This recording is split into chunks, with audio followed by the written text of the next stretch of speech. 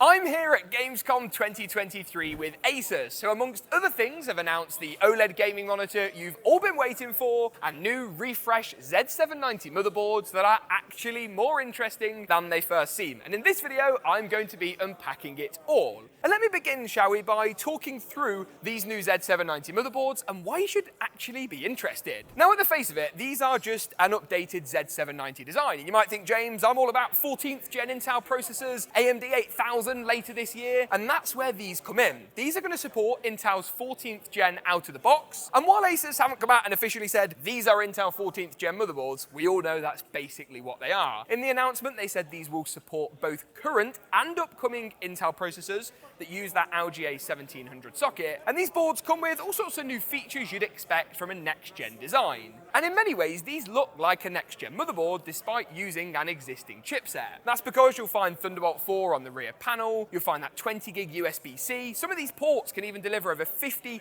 gigabits per second, including the front panel connections. You'll also find new usability features like the Q-code LED display and LED indicators. Previously, we had the LED indicators or the display. Now we've got both, so you can really diagnose what's going on in your system. And of course, that Wi-Fi 7 technology. If you're looking for a Wi-Fi 7 router, of course, ASUS have also announced one of those, so you've got the option to actually feed your motherboard with all of that connectivity bandwidth. There are three designs they're refreshing here, from the Dark Hero, which is of course highest end board, to the more entry-level tough gaming but still pretty well-equipped Z790 design, and in the middle, the lovely Z790A gaming Wi-Fi. I've obviously used the white and black version of this board, loads on the channel, which you can check out in the card section now. Now, by the looks of things, I think these are all DDR5 boards. This is DDR5, yes. DDR5, yes. This is good. 2 out of 3. DDR5, yes. All DDR5 boards. Now, that obviously aligns with some of the rumors we've heard. It makes sense. There's no point going for DDR4 in a high-end board, especially at the moment, given, of course, Ryzen 7000 has brought those DRAM prices right down. It's just pretty good. I did forget to mention one more thing. They've also included this new, I'm going to break the whole display here, these new easy quick connect antennas for your Wi-Fi 7 antenna. You haven't got to screw them in anymore because apparently that was a problem. I'm not sure, but ease of use features are always a win. Now, it isn't just motherboards that ASUS have launched, so we're going to head over to the monitor section and cause a bit more chaos to talk you through the new OLED designs. 32, 34, 39,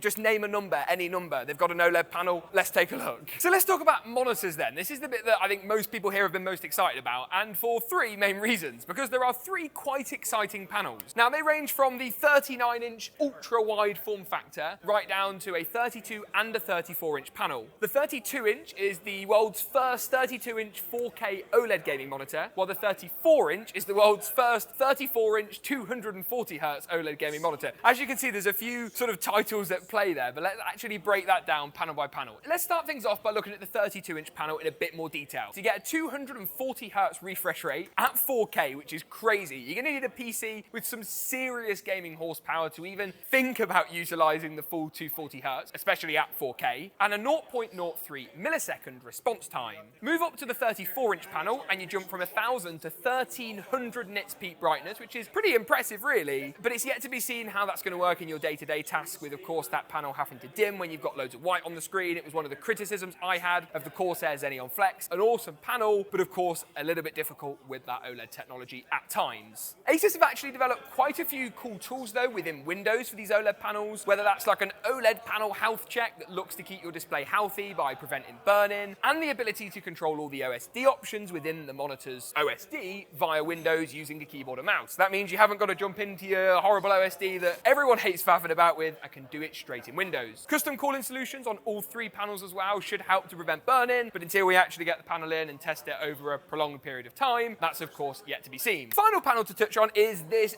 big one, the 49-inch super ultra wide. Now, what that means is you've got an insane aspect ratio, which is going to be amazing for immersive simulation titles like Flight Sim, F1 2023, but also great for those professionals and people looking to multitask in the daytime. Now, this actually comes with ASUS's smart KVM functionality too, which theoretically allows you to use one keyboard and mouse to control two PCs and simultaneously and very easily switch between the two. ASUS say this is so you can divide the panel into halves and have one normal sized image on the left and one normal sized image on the right. In reality, how many people are going to do that? I'm not not so sure. You also get Type-C functionality on these with 90 watts of power delivery. That means you can plug in a high-end, even a high-end gaming notebook, depending on the model, to power this display, or even, dare I say it on the GeekaWhat channel, a Mac. I've went there, I'm gonna go, we're gonna leave that discussion far behind. Either way, 3 really exciting panels, particularly that 32-inch, that's the one everyone has been asking for, but also that 34-inch for that higher 1300 nits peak brightness. Will you guys be picking up any of these monitors, any of the motherboards? We're still awaiting pricing on a couple of these, so make sure you keep your eyes peeled over on GeekaWhat.com, where we'll post more as we have it. Thanks for watching, and as always, we'll see you in the next one.